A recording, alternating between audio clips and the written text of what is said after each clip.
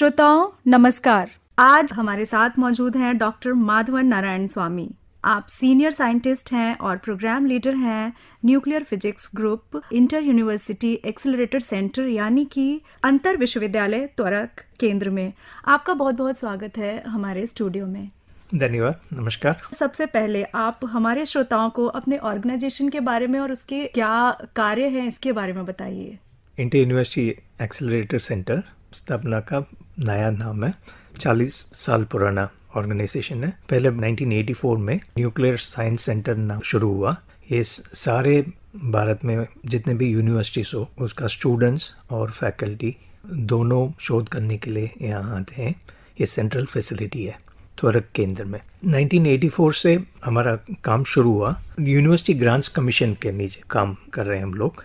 University grants commission का 1984 तक सिर्फ यूनिवर्सिटी को, दैट मीन्स टीचिंग इंस्टीट्यूट्स को फंड दे सकते थे।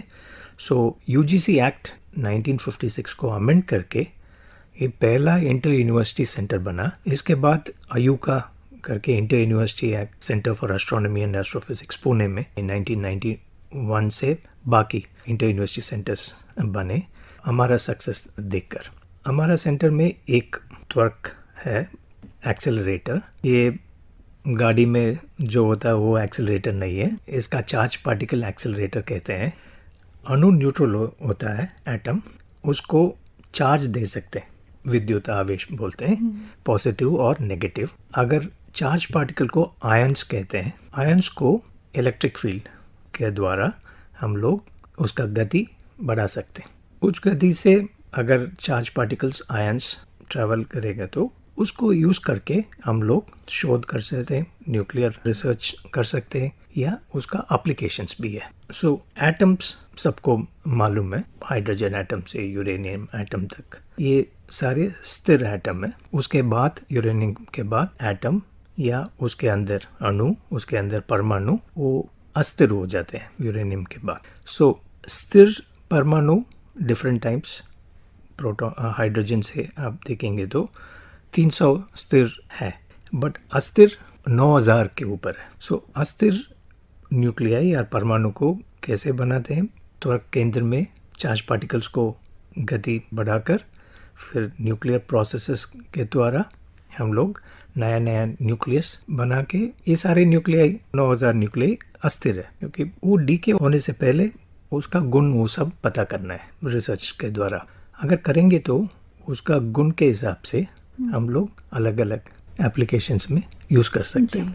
अणु के अंदर आप जाओगे तो इलेक्ट्रॉन्स को भी निकाल सकते हैं अणु से। फिर परमाणु के अंदर आप जाओगे तो बहुत ज़्यादा एनर्जी देना पड़ता है, ऊर्जा देना पड़ता है उसको मॉडिफाई करने के लिए या उसको तोड़ने के लिए।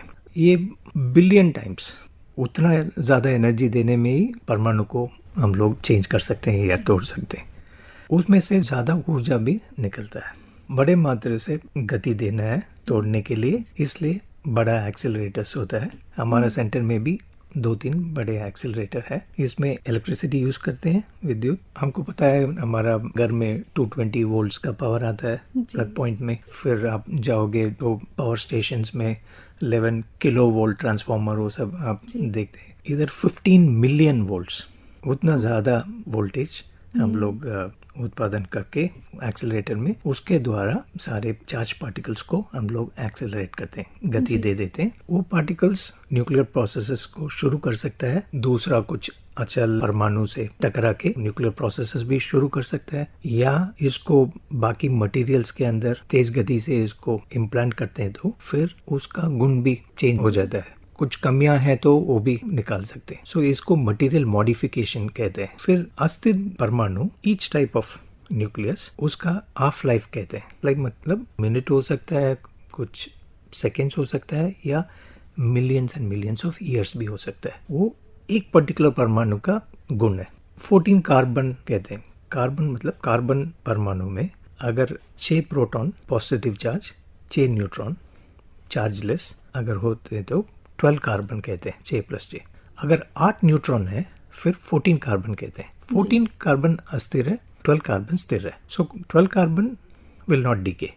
14 कार्बन परमाणु लेंगे तो 5700 रफली साल के बाद लगभग 500 ही जिंदा रहेगा, बाकी सब मॉडिफाई हो जाएगा, 14 नाइट्रोजन बन जाएगा। हमारा धरती में बाहर से आउटर स्पेस से कॉस्मिक रेस आता रहता है, वो हमारा एटमॉस्फेरिक गैसेस पार्टिकल्स से रिएक्ट करके 14 नाइट्रोजन को 14 कार्बन बनाते हैं। हमारा एनवायरनमेंट में देखोगे तो 14 कार्बन जितना एटम्स है एक पर्टिकुलर रीजन में, 12 कार्बन जितने हैं, रेशियो 14 कार्बन बटा 12 कार्बन सेम रहता है। सो अगर एक लिविंग ऑर्गेनिज्म जब तक वो जिंदा है, normally because of breathing carbon लेता है, उसका जीवन काल के बाद एनवायरनमेंट के साथ कुछ नहीं है, कम्युनिकेशन नहीं है, इसलिए उसके अंदर 14 कार्बन डीके होना शुरू होगा। लगभग 5700 ईयर्स के बाद आधा हो जाएगा। जियोलॉजी, भूगर्भ शास्त्र में इसका एप्लीकेशन है।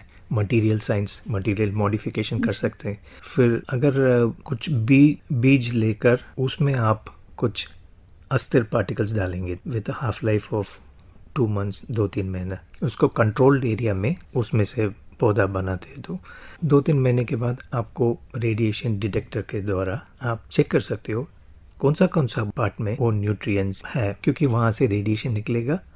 ये सब यूज नहीं करते खाने के लिए, बट सिर्फ एक्सपेरिमेंट करने के लिए। डिफरेंट टाइप्स ऑफ सीड्स, कैसे प्लांट्स बनता है, विच इज बेटर, वो सब भी देख सकते हैं, उसको डिस्कार्ड करते। फिर आलू, प्याज, वो सब हमारा भारत एक कोने से दूसरे कोने लेकर जाना, तो तब तक वो सड़ना शुरू हो जाता है। इसको भी रेडिएशन के द्वारा उसको एक्सपोज करोगे, फिर सारे बैक्टीरिया मर जाता है, क्योंकि इसका डीके प्रोसेस शुरू नहीं होता है। Instead of few days, few weeks भी हम लोग रख सकते हैं। भारत में अभी लगभग 6 और लगभग 10 गीगावाट न्यूक्लियर पावर प्रोड्यूस होता है, विच इज़ ओनली 2%, 3% ऐसे। तो इसको ज़्यादा करना पड़ेगा। कुछ लोग भ्रम फैलाएंगे, कोडम का भी न्यूक्लियर रिएक्टर, कुछ टाइम हमारा देश विरोध शक्ति भी शामिल होते हैं उसमें, भड़काव करने के लिए, भ्रम फैलाने के लिए।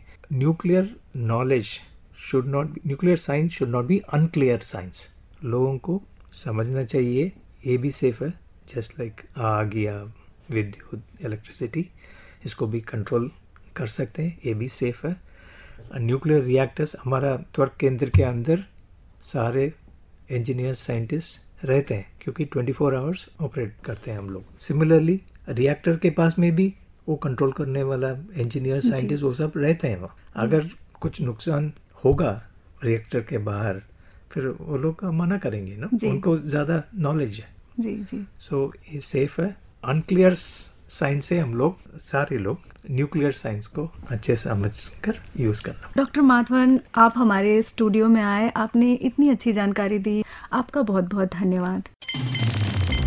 बाल चिकित्सालय और स्नातकोत्तर संस्थान post graduate institute of child health और हीमोफीलिया सोसाइटी ऑफ नोएडा द्वारा 13 अप्रैल को हीमोफीलिया के प्रति जागरूकता, सतर्कता और इलाज संबंधी जानकारी को लेकर एक अभियान बाल चिकित्सालय और स्नातकोत्तर संस्थान नोएडा में चलाया गया। इसमें दूर दूर से हीमोफीलिया से पीड़ित बच्चे और युवा, उनके माता पिता, विशेषज्ञ डॉक्टर और आम जनों ने भागीदारी की। डॉक्टर अरुण कुमार सिंह, निदेशक बाल चिकित्सालय और स्नातकोत्तर संस्थान नोएडा ने कहा, हम लोग का संस्थान में 2 दायित्व हैं। एक दायित्व ये है कि हमारे पास जो भी मरीज आ रहे हैं हीमोफीलिया के बारे में, उनका सुचारू रूप से इलाज करें और परिपूर्ण इलाज करें। एक तो ये दायित्व है। ये दायित्व ये संस्थान बहुत अच्छे से निभा रहा है और आप लोग इसका फायदा भी उठा रहे हैं। दूसरा दायित्व संस्थान का ये है कि इस बीमारी के बारे में जागरूकता भी पैदा करें समाज में, क्योंकि हम लोग का मानना ये है कि बहुत दफे बहुत लेट पता चलता है कि बच्चे को इस तरह का कोई रोग है, और जब देर से पता चलता है तब तक कुछ न कुछ नुकसान बच्चे को एक परमानेंट लेवल पे हो गया होता है। ये 2 हमारे मेन दायित्व हैं। तीसरा, चूंकि ये टीचिंग के साथ साथ रिसर्च का भी है, तो हमारा दायित्व ये भी बनता है कि कैसे हम समाज में हीमोफीलिक बच्चों की संख्या कम कर सकें। वो सब विधि ढूंढें जिससे कि विज्ञान में देखें क्या और डेवलपमेंट हो सकता है, जिससे ये कैरियर स्टेज ना आए, एक पीढ़ी से दूसरी पीढ़ी में ना जाए। कुछ न कुछ हम लोग इस पे, अगर हमारा विज्ञान जगत कर रहा है और इस पे शोध करेगा, तो शायद एक दिन ऐसा आ जाए कि हम प्री नेटल ही जीन सिलेक्शन से, क्रोमोसोमल कुछ न कुछ उसमें हेराफेरी करके, ट्रांसलोकेशन से हम इन यूट्रो या उसके पहले हीमोफीलिया के बच्चों का जन्म उससे ग्रसित ही न होने दें। मेडिकल साइंस का बहुत बड़ा दायित्व है, उपचार का है, जो कि हम लोग यहाँ पे सुचारू रूप से कर रहे हैं और आप लोग एज अभिभावक जानते भी हैं इसके बारे में। ये भी जानते हैं कि क्या क्या चीजें हमको बच्चे को करने देनी है, क्या चीज के लिए हमें बच्चे को रोकना है, जिससे कि उस पे और कोई नुकसान ना हो और एक अच्छा नागरिक बन करके, स्वस्थ नागरिक बन करके दूसरों को भी बताए कि हीमोफीलिया की रोकथाम कैसे करते हैं, क्या प्रिकॉशंस रखते हैं। पब्लिक में हीमोफीलिया के बारे में जो भ्रांतियां हैं उनको दूर करें। Chief medical superintendent professor Mukul Jain. मैं आप लोगों से आह्वान करता हूं कि आप लोग अपना बच्चों का अच्छे से लगन से इलाज यहाँ पर कराएं और यहाँ पे हीमोफीलिया में पूरा कॉम्प्रिहेंसिव इलाज देने की हम भरपूर कोशिश करते हैं कि फिजियोथेरेपी भी हमारे यहाँ दी जाती है और जेनेटिक काउंसलिंग भी अभी हमारे यहाँ शुरू हो चुका है अच्छे से, तो आप इसका भरपूर फायदा लें। सर्जरी के दौरान सबसे ज्यादा रिस्क होता है कि ब्लीडिंग का, नॉर्मल में भी होता है और हीमोफीलिया में ये ब्लीडिंग के चांस काफी ज्यादा बढ़ जाते हैं। इनमें सबसे ज्यादा जरूरी ये होता है कि एक तो पेशेंट अगर किसी को नहीं पता है, मतलब पूरा अच्छे से वो इलाज नहीं ले रहा है, तो जब हम बेहोशी के दौरान पूछते हैं तो वो अपना बता दे, ताकि उसका हम पूरा इन्वेस्टिगेशन करा के और जरूरत पड़ती है तो फैक्टर 8 जो इलाज के लिए दिया जाता है तो वो ऑपरेशन से पहले दिला के, ताकि ब्लीडिंग के कॉम्प्लिकेशन थोड़ा कम हो जाए। पार्थ सहित हीमोफीलिया से पीड़ित कुछ अन्य बच्चों ने अपने अनुभव और कविताओं से उपस्थित अन्य बच्चों और परिवार का उत्साहवर्धन किया। एक पेशेंट होने के नाते हमें हमेशा अपनी फिजियोथेरेपी पे ध्यान देना चाहिए, क्योंकि फिजियोथेरेपी ही हमें बचा सकती है हमारे जॉइंट खराब होने से। पेपरों में बहुत ज्यादा ब्लीड होता है क्योंकि उस टाइम पे हम एक्सरसाइज करना बंद कर देते हैं, पर एक हीमोफीलिया के पेशेंट के लिए सबसे ज्यादा इम्पोर्टेंट फैक्टर से भी इम्पोर्टेंट होती है उसकी फिजियोथेरेपी, क्योंकि उसके जॉइंट सिर्फ फैक्टर लगने से तो खराब ही हो जाते हैं, उसके ऊपर रिलायबल हो जाते हैं वो, पर अगर वो फिजियोथेरेपी करता है तो उसके जो जॉइंट होते हैं वो ठीक होते हैं, मजबूत होते हैं। जैसे कि मेरा पहले राइट हैंड था, उसमें बहुत ब्लीड होती थी, पर अब उसमें काफी कम ब्लीड होती है। फिजियोथेरेपी शुरू में थोड़ा ज्यादा ब्लीड होता है, पर अगर हम इसे रेगुलर करते रहें तो इससे हमें बहुत फायदा मिलता है। आने वाले समय में हमारा आने जाने का टाइम बचता है और काफी कुछ होता है। तो मैं आपसे सब एक बात कहना चाहता हूँ कि आप हीमोफीलिया के पेशेंट है तो आप अपने आप को कम न माने, क्योंकि हमारा आत्मविश्वास ही हमारा सबसे बड़ा हथियार है। हमारे आसपास के लोग भले हमें कितने ही लो फील करवाएंगे, पर हमें हमेशा अपना कॉन्फिडेंस अप ही रखना है, क्योंकि अगर इसे न रखेंगे तो हम जीवन में कुछ नहीं कर पाएंगे। मेरा नाम कृषिप पारिक है। आज मैं आपको एक देश के ऊपर कविता सुनाने जा रहा हूँ।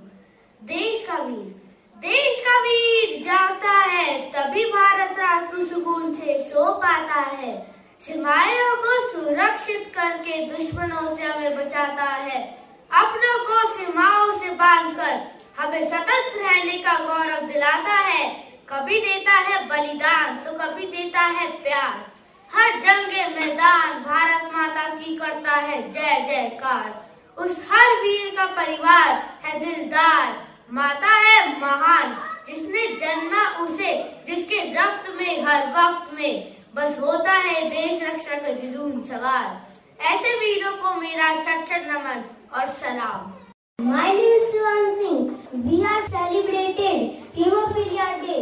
I am reciting a thought. शिक्षा से ज्यादा कोई मूल्यवान चीज नहीं होती, इसे केवल परिश्रम के द्वारा पाया जा सकता है।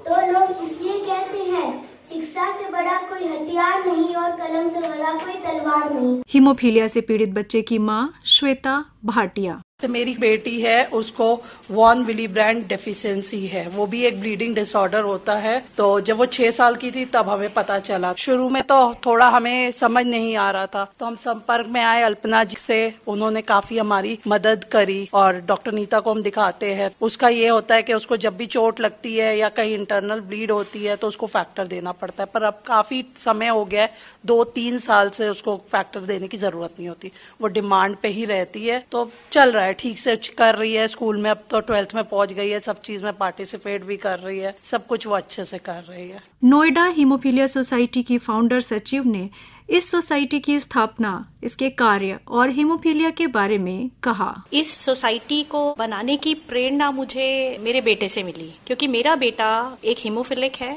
जब वो पैदा हुआ तब मुझे समझ ही नहीं आ रहा था कि क्या हो रहा है उसके साथ में। तो धीरे धीरे करके जब हमें इस बीमारी के बारे में, इस डिसऑर्डर के बारे में पता चला, तो मैनेज हम इसको कर पाए। जैसे जैसे पता चलता गया हम मैनेज कर पाए। हम डॉक्टर से जुड़े, हम हीमोफीलिया की और जो मरीज हैं उनसे बातचीत करके हम करते रहते थे, तो हमें जानकारियां मिलती रहती थी कि वो किस तरह से अपना जीवन व्यतीत करते हैं, जो एडल्ट लोग हैं, जो बड़े लोग। तो धीरे धीरे करके विचार आया कि हम एक सोसाइटी बनाएं नोएडा में और इन मरीजों को एक साथ जोड़े, क्योंकि ये मरीज ज्यादा नंबर्स नहीं है, इनके बहुत कमी है ये। तो इस कारण हमने सोचा कि चलो मिलकर थोड़ा एक जागरूकता फैलाते हैं। तो हमारा 2018 में हमने हीमोफीलिया सोसाइटी नोएडा बनाई। इसके जो बच्चे हैं पूरे विश्व में बहुत कम हैं, क्योंकि ये बीमारी ऐसी है कि रेयर डिसऑर्डर्स में गिनी जाती है। तो इसीलिए 17 अप्रैल को हर साल हर सोसाइटी, हर चैप्टर है डिफरेंट पूरे इंडिया में हम लोग फैले हुए हैं, जो कि हीमोफीलिया फेडरेशन ऑफ इंडिया से जुड़े हुए हैं, और ये